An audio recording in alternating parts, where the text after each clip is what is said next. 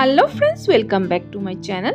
আজ আমি আপনাদের জন্য কড়াইশুটির স্টাফড পরোটা রেসিপি নিয়ে এসেছি। যেহেতু এখন ঠান্ডার সিজন চলছে, সকালের ব্রেকফাস্টে একটু অন্যরকম করতে ইচ্ছে করে, আর ঠান্ডার দিনে কড়াইশুটি কিন্তু অ্যাভেলেবেল পাওয়া যায়। সেই কড়াইশুটি দিয়ে কিভাবে পরোটা তৈরি করা হয় সেই রেসিপি আমি আজকে আপনাদেরকে করে দেখাবো। তো চলুন বন্ধুরা, দেরি না করে দেখে নেওয়া যাক আজকের এই কড়াইশুটির পরোটার রেসিপিটি। কড়াইশুটির পরোটা তৈরি করার জন্য আগে আমি ভিতরের স্টাফিংটা তৈরি করে নেব। এখানে আমি একটা কড়াইতে দিয়ে দিলাম 1 টিস্পুন পরিমাণ তেল। তেলটাকে ভালো করে গরম করে এর মধ্যে দিয়ে দিব 1 ইঞ্চের মতো আদা, এভাবে কেটে টুকরো টুকরো করে। তারপর দিয়ে দিলাম এর মধ্যে 4টে কাঁচা লঙ্কা, ঝালটা আপনাদের স্বাদ অনুযায়ী দিবেন।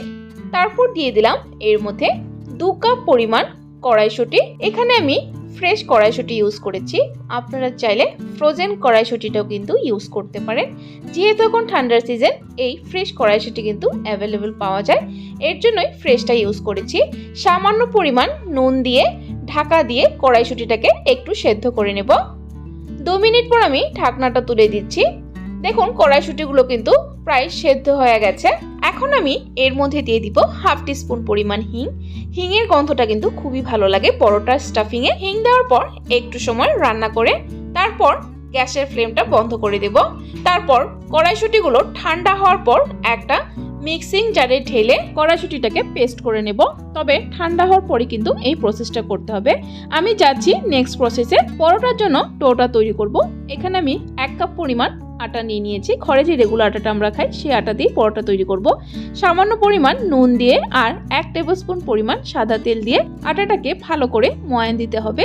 তারপর অল্প অল্প জল দিয়ে একটা ডো তৈরি করে নিতে হবে। দেখুন আটাটাকে ভালো করে ময়ান দিয়ে দিয়েছি।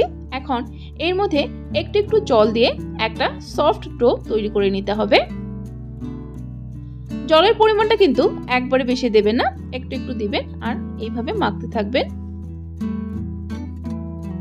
তো দেখুন বন্ধুরা, ডোটা আমার তৈরি হয়ে গেছে। ঠিক এরকমই সফট ডো তৈরি করতে হবে। যে কোনো স্টাফড পরোটা তৈরি করতে হলে কিন্তু যে আটার ডোটা আমরা তৈরি করি সেই ডোটা কিন্তু সফট হতে হবে। হার্ড হলে কিন্তু স্টাফিংটা বেরিয়ে যাওয়ার সম্ভাবনা থাকে। দেখুন কড়াইশুঁটিগুলো ঠান্ডা হয়ে গেছে। এখন আমি পেস্ট করে নেব। দেখুন কড়াইশুঁটিটাকে পেস্ট করে নিয়েছি। একদম মিহি পেস্ট কিন্তু করবেন না, এরকম দানা দানা থাকবে, ঠিক এরকম ভাবে কিন্তু পেস্ট করবেন। একদম মিহিভাবে পেস্ট করলে কিন্তু পরোটাগুলো ভালো হবে না, স্টাফিংটা বেরিয়ে যাবে। এখন যাচ্ছি পরের স্টেপে। আমি পরোটাগুলো তৈরি করে নেব। এখানে আমি রুটির মতো করে গোল গোল করে এভাবে লেচি কেটে নেব। আপনারা যে কোনো সাইজের পরোটা তৈরি করতে পারেন, বড় ছোট। আমি রুটির মতো করে তৈরি করব, আপনারা চাইলে বড় বা ছোট বানিয়ে নিতে পারেন। দেখুন একটা লেচি এইভাবে নিয়ে ঘুরিয়ে ঘুরিয়ে বাটির শেপে তৈরি করে নেব। তবে সাইডগুলো কিন্তু পাতলা রাখবেন আর মাঝখানটা বেশি মোটা রাখবেন। এখন স্টাফিংটা আমি দিয়ে দিব। ঠিক এরকম করে গোল করে আমি স্টাফিংটা ভেতরে দিয়ে দেব। দেখুন স্টাফিংটাকে দিয়ে তারপর এইভাবে সাইডের থেকে তুলে তুলে মুখটা বন্ধ করে দিতে হবে। ঠিক যেরকম আমরা মোমো তৈরি করি ঠিক ওইরকম ভাবে করতে হবে। তারপর উপরের পোর্শন থেকে এভাবে ছিঁড়ে গোল করে বেলে নিতে হবে। আগে আমি হাতের সাহায্যে এইভাবে প্রেস করে করে মাঝখানে যে স্টাফিংটা আছে স্টাফিংটা যাতে চারপাশে এইভাবে ছড়িয়ে যায়, এইভাবে হাতের সাহায্যে প্রেস করে করে আমি একটু সময় বেলে নেব। ঠিক এরকম ভাবে বেলে নেবেন হাতের সাহায্যে। আগে যখনই যে কোনো স্টাফড পরোটা তৈরি করবেন এই প্রসেসটা কিন্তু ফলো করবেন, তাহলে স্টাফিংটা একদম ভিতরে সুন্দরভাবে ছড়িয়ে যাবে। এখন আমি একটা বেলনার সাহায্যে বেলে নেব। খুব একটা পাতলাও করব না বা খুব একটা মোটাও করব না পরোটাগুলো।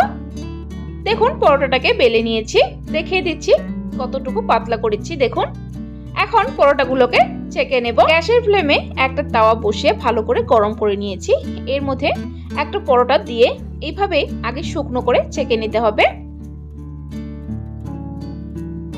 দেখুন আগে শুকনো করে ছেঁকে নিয়েছি। এখন এর মধ্যে তেল বা ঘি লাগিয়ে পরোটাটাকে ভেজে নেব। আমি সাদা তেল দিয়ে পরোটাটাকে ভেজে নিচ্ছি। পরোটাগুলো ভাজার সময় কিন্তু তেলটা আগে কখনোই দিবেন না, তাহলে পরোটাগুলো ফুলবে না। আগে ছেঁকে নিয়ে তারপর তেলটা দিবেন, তাহলে দেখবেন পরোটাগুলো খুব সুন্দরভাবে ফুলে গেছে। দেখুন আমার একটা পরোটা তৈরি হয়ে গেছে। বাকিগুলো পরোটা আমি সেম প্রসেসে তৈরি করে নেব। দেখুন সবগুলো পরোটা আমি ভেজে নিয়েছি।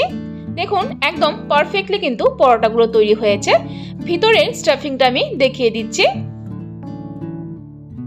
দেখুন একদম পারফেক্টলি চারপাশে ছড়িয়ে গেছে স্টাফিংটা। আর পরোটাগুলো কিন্তু খুবই সফট হয়েছে। সকালে ব্রেকফাস্টে বা রাত্রের ডিনারে বা বাচ্চাদের টিফিনে বা হাজবেন্ডের লাঞ্চ বক্সে অবশ্যই এইভাবে পরোটা তৈরি করে দিতে পারেন। খুবই কিন্তু সফট থাকে পরোটাগুলো। বন্ধুরা, আজকের এই কড়াইশুঁটির স্টাফড পরোটা আপনাদের কেমন লেগেছে কমেন্ট বক্সে অবশ্যই জানাবেন। আর যদি আপনাদের ভালো লেগে থাকে একটা লাইক অবশ্যই দিয়ে দিবেন।